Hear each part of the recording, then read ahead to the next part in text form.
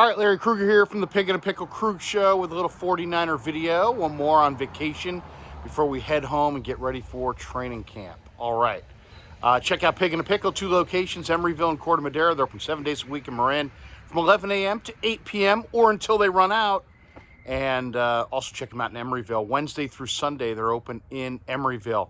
Pig and a Pickle, the best barbecue in all of Northern California. All right, here, let's talk a little 49ers with camp getting ready to open. I think we can all agree on one thing, and that is that Javon Hargrave is the 49ers' #1 acquisition of the offseason. Hargrave was given a 4-year, $84 million contract. He steps in as the starter opposite Eric Armstead at defensive tackle. He should provide a huge impact. He's coming off a career-high 11-sack season. The guy can go get the quarterback on the inside. He's just a terrific interior pass rusher, and I don't think there's any question he is the #1 offseason addition. He's going to change everything about what the 49ers pocket looks like. It used to be where they burned in off the edges and the quarterback literally was hemmed in the pocket. This year, with Armstead and Hargrave being as good at interior rushers as the Niners have had in combination in a long time, you may see the quarterback trying to sneak out the side door, and that's great news for Nick Bosa, Drake Jackson, or anybody else who plays defensive end. So should be a real interesting look throughout the year. Hargrave has been a natural pass rusher since South Carolina State. The guy doesn't look like a pass rusher, but he's got unbelievable mobility in his powerful lower half, and he's just a guy that should step in right away and just make an immediate impact for the 49ers on that defensive front. So here is the question. What is the 49ers' second best offseason acquisition?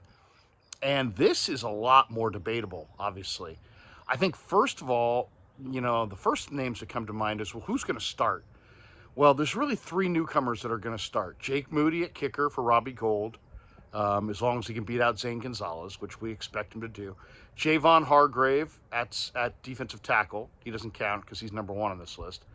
And then you've got Isaiah Oliver at the nickel cornerback spot. He's going to start, so you could easily say he's the second best offseason acquisition. Or if you wanted to order off the menu, as my father used to do, my late father used to do, we will order something that's not here on the menu. You go with Steve Wilks as the defensive coordinator. First-year defensive coordinator is on a #1 defense is obviously a huge impact. He's going to have a huge impact on everything they do.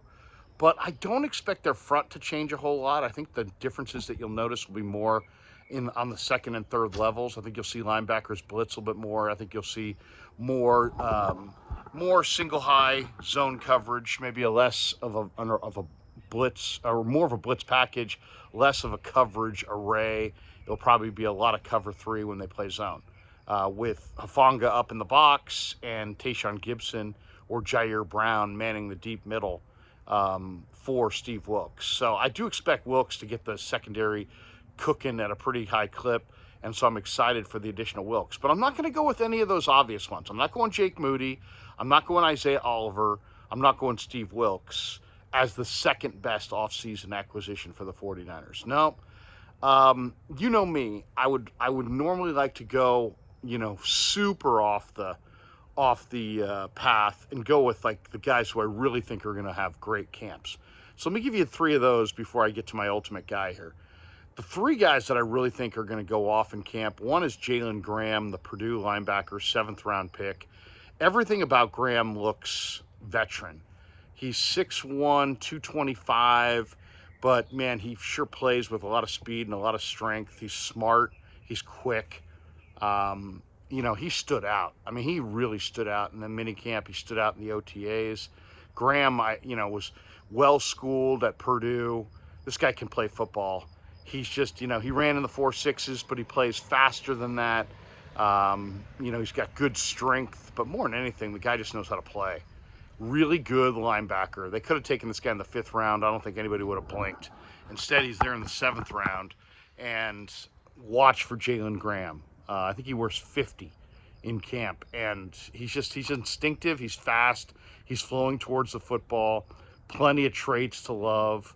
just a really solid linebacker that I think is going to make this team and be a good NFL linebacker for years to come. So Jalen Graham, number one guy to watch for. Number two guy to watch for is Deshaun Jameson, the corner out of Texas, played 5 years for the Longhorns. He's a return man and a corner, and he's dynamic at returning the football. I mean, if you watch this guy as a returner, there's a very good chance that he wins the return job. He's dynamic as a return man, really, really dynamic. Make you miss, take it to the house, super explosive, great open field instincts. You know, what Jameson has as a return man cannot be taught. He's an electric returner, and he to me, he looks like an impact guy as a return man. But then as a corner, you know, he's 5'10", 185. He's not the biggest corner, but man, he comes flying up and run support. He goes low. He understands how to tackle. He'll, you know, aim for the ankles. I think he's really good at play recognition against the run, so he sees it ahead of time. Every time I looked up in minicamp, this guy was around the football. So, and as the days went on, he got better and better and better and better. So, write that name down. I mean, he's an undrafted college free agent. He's going to make this football team. I don't think there's any question in my mind. He's either going to be the number 5 or 6 corner. I think they will keep 6. I think he's going to, you know, he offers obviously versatility as a return man. I love Deshaun Jameson both as corner depth and as a return man. That was a phenomenal after the draft pickup for the 49ers. Number 3 on the sleeper list for, you know, who's the second best acquisition of the offseason. I'm going to go with Spencer Wagee from North Dakota State. Now, they list him as a tackle. He's 300 pounds. But when you watch him, he's got the movement ability of a defensive end. He really is a defensive end. So he's got hand usage. He's got a motor. He hurt his knee a couple years ago. He's not even wearing a sleeve. The guy's sprinting up and down the field. He's got great strength. He's got great motor. I think he's big enough to play inside, but I think he's skilled enough to play outside. I mean, the 49ers may have gotten a super sleeper in Spencer Wagee, just from the standpoint of this guy could play defensive end opposite Nick Bosa in the base on first and second down on those rundowns. I think he gives you enough as a pass rusher to play out there, and he definitely gives you enough as a run defender. So I'm looking for that. That will be a huge, obviously a huge happening if it happens. Could an undrafted college free agent out of North Dakota State really start opposite Nick Bosa on the 49ers' vaunted defensive line? It could happen. It could happen. That's how good Wagee looks against both the run and what he offers you as a pass rusher at 295 pounds. So I'm so excited about this player. The motor, the size, the strength, the hand placement, the body lean.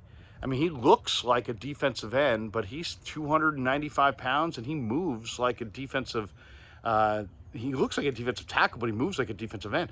Just to put this in perspective for some of you guys who like the measurables, this guy had the same, we talked so much last year about Brock Purdy and his 10-yard split. Spencer had the same 10-yard split that Aldon Smith had coming out of Missouri. So before you sit there and go, oh, this guy's a 300-pound stiff from North Dakota State, and Krueger's saying he can play defensive end, this guy's not a stiff. This guy comes firing off the football. This guy's got incredible hand placement for a young player. I mean, he really knows what he's doing. He's been coached. He's got a motor. He's a great kid. He works hard. He's strong. He's tough. I'm telling you, man. He wore 69 in OTAs. We'll see if he wears 69 in camp.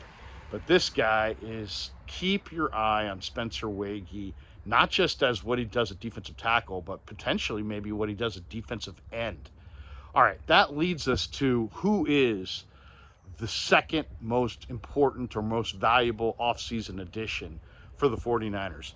So you know right now, I'm not going Jalen Graham, not going Spencer Wagee, not going Deshaun Jameson, my sleeper crew. And I'm not going with the blue chip crew of the, Steve Wilks, Isaiah Oliver, or Jake Moody, who are all going to start or be in huge roles. Obviously, Wilks, the defensive coordinator. I'm going with big John Feliciano, who John Lynch, really kind of celebrated his signing, you know, when he talked to the media earlier this year. This guy's just a tough guy. And you always need a tough interior offensive lineman. Now, I know on the inside it's Brendel and Brunskill and Burford at the guards. And so it's like, hey, you're touting a guy as the second best player who may not even play. And that is true because Brendel was a Pro Bowl alternate. And so he's obviously coming off of the best year he's ever had. And Banks and Burford, I should say, the arrow is pointing straight up on those two young guards. Those guys are going to be the Niners guards probably for the next decade. But Feliciano is a different animal. One, he's a tone-setting player. He's tough. Two, look at what you have standing in front of you in the NFC. I mean, you've got Aaron Donald in your division, arguably the greatest interior player the league's ever seen. If you're going to win the Super Bowl, all roads go through Kansas City. They've got a guy named Chris Jones. And if you're going to even get the right to play Kansas City, you're probably going to have to beat Philly, and they got Fletcher Cox. So Aaron Donald, Chris Jones, Fletcher Cox, you better match up inside with some serious heft and some serious tough guys. And I like what the Niners have, but man, getting Feliciano was just such a key pickup. This guy will fight you in a phone booth. He's wide as a Coke machine. I mean, he's super broad. He can play left guard, right guard, center. He's played everywhere. He's been in the league. He started a ton of games. This guy's had a really tough life, if you know his story. You know, didn't have the solid family structure, lived on this friend's floor in high school. I mean, Feliciano's overcome the odds, and he is an old school badass.